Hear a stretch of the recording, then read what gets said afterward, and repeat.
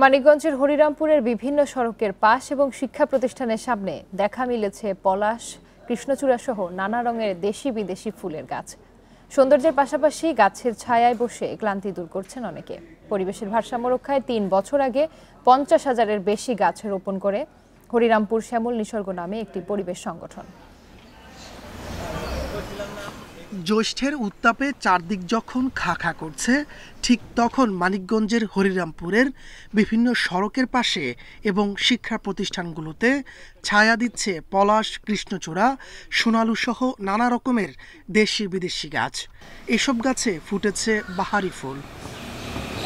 ফুল দিচ্ছে, ফল দিচ্ছে, পাখিদের জন্য খাবারের ব্যবস্থা হচ্ছে এবং পরিবেশের যে একটা সামগ্রিক যে একটা ভারসাম্য সেটা রক্ষা পাচ্ছে। গাছগুলো বড় হলে আমাদের এই রাস্তার সৌন্দর্য অনেক বৃদ্ধি পাবে, মানুষজন সুন্দরভাবে চলতে পারবে, বৃক্ষের ছায়ায় আশ্রয় নিতে পারবে।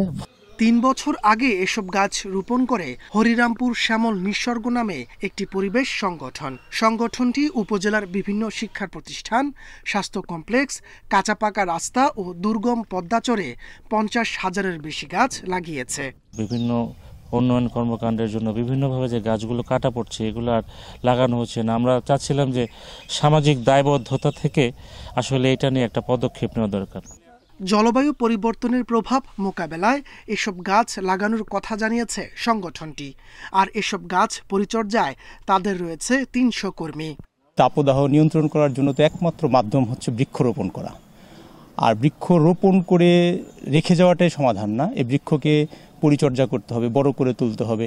কারণ এই বৃক্ষ পরিচর্যায় বড় হওয়ার পিছনে অনেক প্রতিকূলতা থাকে, সেগুলোকে এই বৃক্ষকে প্রতিকূলতা অতিক্রম করার জন্য আমাদের কর্মীরা নিয়মিত যত্ন করে যাচ্ছে।